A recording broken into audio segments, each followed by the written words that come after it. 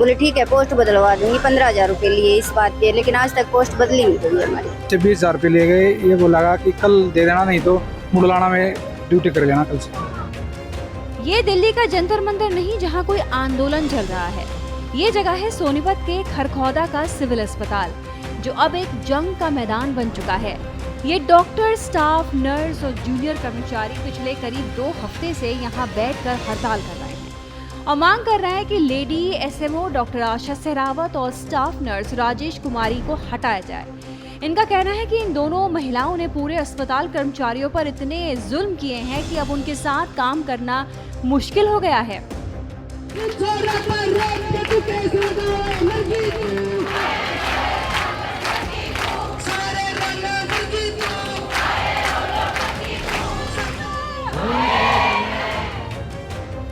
खुद सिविल अस्पताल के दूसरे एसएमओ डॉक्टर सतपाल इन दोनों महिलाओं के जुल्मों के शिकार हो चुके हैं। हमने पहले भी आपको सोनीपत से अपनी स्पेशल कवरेज में बताया था कि किस तरह लेडी एसएमओ डॉक्टर आशा सहरावत ने अपनी दबंगई दिखाते हुए डॉक्टर सतपाल का सारा सामान उनके कमरे से बाहर फेंक दिया था।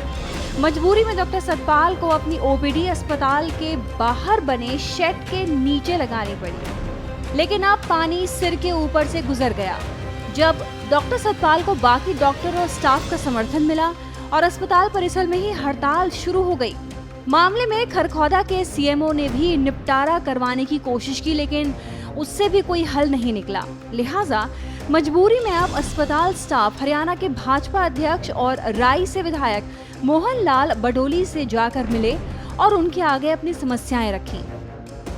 सर, आप कल मोहनलाल बडोली जी के दफ्तर गए थे, वहाँ से क्या आश्वासन आप लोगों को मिला और क्या लगता है? मोहनलाल बडोली जी के पास हमारा जो प्रतिनिधिमंडल गया था, उन्होंने उनसे कहा था कि मैं शाम तक कार्रवाई कर दूं। उन्होंने डीसी साहब को भी आदेश दिए थे। तो ऐसे में क्या लगता है, क्या इन दोनों डॉक्टर्स महिलाओं की बदली हो पाएगी? देखो, हम तो सरकार से आस लगाए बैठे हैं और प्रार्थना करते हैं कि एक सौहार्दपूर्ण वातावरण बने हॉस्पिटल में। इसके लिए इन दोनों महिलाओं की यहाँ से बदली होना बहुत जरूरी है।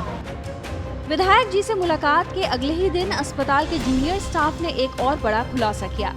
अस्पताल कर्मचारियों ने नर्सिंग स्टाफ राजेश कुमारी के खिलाफ जमकर तानाशाही करने और बदली का डर दिखाकर पैसे मांगने का संगीन आरोप भी लगाया।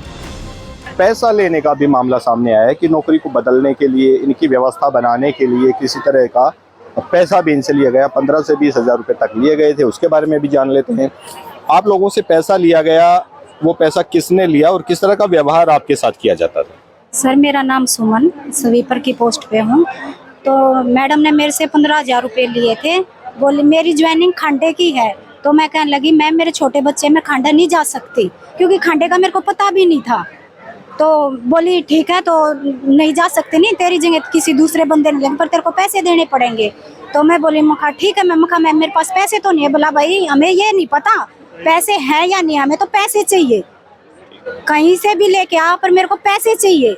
मैं बोली ठीक है। तो मैं हम किसी दूसरे बंदे पे से ब्याज पे से पैसे उठा के जब मैडम राजेश मैडम को दिया, जब मैडम ने यहाँ पे रखे हम। चलिए, आप क्या कहेंगे इसके बारे में? आप कल मोहनलाल बडोली जी के दफ्तर भी गई थी, उनसे भी मिली थी, तो क्या आश्वासन वहाँ से मिला और किस तरह की बातें सामने आई? कितना पैसा आपसे लिया गया?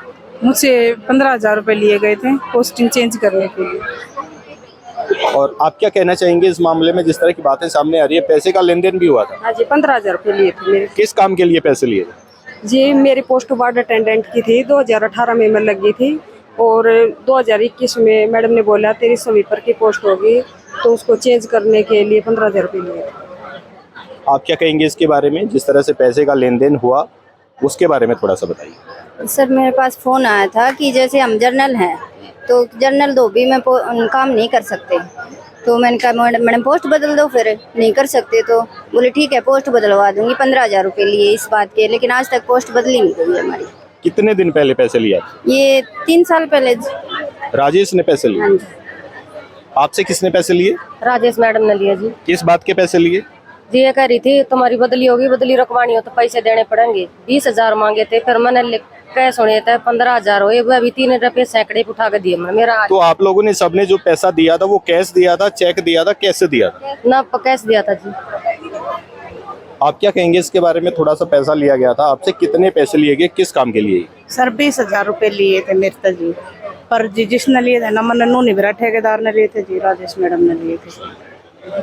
आप क्या कहेंगे इस बारे में? थोड़ी सी विशेष जो बातें हैं वो बताइए कि किस तरह से पैसे लिए गए। इन्होंने तो एक बोलते ही दे दिया, लेकिन मैंने बोलते ही नहीं दिया। डॉक्टर नितिन ने मना कर दिया था देने के लिए, लेकिन मेरे साथ दूसरा हथकंडा अपना आ गया। जो ठेकेदार का गुर्गा था उसको बुलाया, उसके माध्यम से मेरा ड्रेस पहने हुए विदाउट ड्रेस का लेटर निकाला। फिर मैं बिल्कुल नौकरी से निकाल दिया। और बात करिए, मैं किसी के पेट पर हाथ नहीं मारती, ऐसे कैसे बिल्कुल नौकरी से निकाल दिया। मैंने किसी भैया को बोला, फिर उसने मेरी सिफारिश लगवाई। 25,000 रुपये तो दूसरे बंदे ने भरे, 17,000 मन ने भरे। मैंने मैडम को कहा, मैडम जी ये ठेकेदार रुपये मांग रहा है। तो मैडम बोली, मन के बेरा क्यों मांग रहा है? माँ जी को नौकरी तो आपने निकाल दिया, ये पैसे मांग रहा है और कौन जवाब देगा? तो ऐसे में मजबूरी में पैसे भरने पड़े। अगर आप ये कहो पैसा क्यों दिया, ना दे तक के करा अपने घर बैठ जाए। क्या पोस्ट थी आप? GDA general duty assistant. आप क्या कहेंगे कितना पैसा आपसे लिया गया है, कैसा व्यवहार आपके साथ किया गया? मेरे से 20,000 रुपये लिए गए थे। 3 साल पहले ठेकेदारी प्रथा के टाइम पे MJ सोलंकी का आया था ठेका। उस टाइम पे ये बोल के पैसा लिया गया था, या तो दे दो, नहीं तो यहाँ से निकाल दिए जाओगे या कहीं पे और ट्रांसफ़र कर दिए जाओगे। ट्रांसफ़र की तो बाद में बात आई थी, पहले तो यही बात बोली गई थी कि निकाल दिए जाओगे यहाँ से ड्यूटी से। आपने कितने पैसे दिए? 15,000 रुपये। किस काम के दिए? ट्रांसफर के। क्या ड्यूटी बनती थी आपकी, क्या करते थे आप? मेरी ड्यूटी स्वीपर की है जी, सफाई का काम करता हूँ जी मैं। आपके साथ क्या हुआ? 20,000 रुपये लिए गए जी। ये बोला गया कि या तो 20,000 रुपये कल ही दे देना, नहीं तो ट्रांसफर मुडलाना पे हो जाएगा तुम्हारा। मतलब ट्रांसफर की धमकी देकर आपसे पैसे लिए? ऐसे 20,000 रुपये लिए गए। ये बोला गया कि कल दे देना, नहीं तो मुडलाना में ड्यूटी कर लेना कल से। अस्पताल कर्मचारियों के सनसनीखेज आरोपों के बारे में जब लेडी SMO डॉक्टर आशा सहरावत से बात की गई, तो उन्होंने बताया कि जिन लोगों की बात की जा रही है, मैं तो उनके हाथ का पानी तक नहीं पीती। सुनिए। मुझे जो बताया गया है कि SMO को 2-3 बार बुलवाया गया, लेकिन वो नहीं आए कहने के बावजूद। सर खुद आए थे, उसके बाद भी वो उनकी कोई मांगे ही नहीं है। एक्चुअली जो इन सारी चीज़ों से जो समझ में आ रहा है वो ये लगता है कि वो मुझे देखना नहीं चाहते। वो शायद अपने किसी कैंडिडेट को लाना चाहते थे, क्योंकि ये सारा विवाद ही मेरी प्रमोशन लिस्ट के बाद हुआ है। इससे पहले मैं 4 महीने से कार्यकारी SMO थी, तब किसी को कोई शिकायत नहीं हुई। हमेशा ये चाहती हूँ कि पेशेंट को इधर से रेफर भी ना किया जाए, सारी फैसिलिटीज़ यहाँ हो जाए, इंक्लूडिंग OT। और बिंग गायनी की जो इंचार्ज हूँ मैं ये चाहती हूँ सिजेरियन वगैरह भी यहाँ हो। लेकिन अब इस हालात में तो सारे पेशेंट्स भी परेशान हैं, क्योंकि ये तो they are not budging out. कभी भी नहीं करवाया। मैं तो अपनी बोतल पे खुद लेके आती हूँ, पानी भी नहीं पीती मैं उनके हाथ का। ये सारे अब कुछ तो ढूंढेंगे, because they are actually beating around the bushes. They are trying to find out the fault somehow. आपको बता दें, ये मामला इतना आगे बढ़ चुका है जिसके सुलझने के आसार दूर दूर तक नजर नहीं आ रहे। यहाँ तक कि खरखौदा अस्पताल से लेकर डिस्ट्रिक्ट सब डिविजनल ऑफिसर के दफ्तर तक प्रदर्शन करके लेडी SMO आशा सहरावत, स्टाफ नर्स राजेश कुमारी और सोनीपत के CMO की शव यात्रा निकालते हुए पुतले जलाए जा रहे हैं। मामले की गंभीरता को देखते हुए डिप्टी CMO ने अस्पताल में आकर मोर्चा संभाला और धरने पर बैठे कर्मचारियों से बातचीत करते हुए उन्हें आश्वासन दिया कि मामले को जल्द सुलझा लिया जाएगा। हालांकि किसी भी बात को लेकर डिप्टी CMO ने मीडिया के सामने कोई बयान नहीं दिया, लेकिन इशारों में जल्द ये मसला सुलझाने का भरोसा जरूर दिया। लेकिन देखने वाली बात ये होगी कि जब 2 हफ्ते में इस मामले को सुलझाया नहीं जा सकता, तो फिर आगे कैसे सुलझेगा। लेकिन इन सब के बीच खरखौदा के मरीजों की हालात बहुत खराब हो गई है, क्योंकि तमाम सरकारी सुविधाएं होने के बाद भी उनका इलाज नहीं हो पा रहा। मजबूरी में ही सही, अब खरखौदा के मरीजों को प्राइवेट अस्पतालों का सहारा लेना पड़ रहा है, जो उनकी सेहत के साथ साथ आर्थिक हालत भी बिगाड़ने का काम कर रहा है। हरियाणा के सोनीपत से रवि की रिपोर्ट।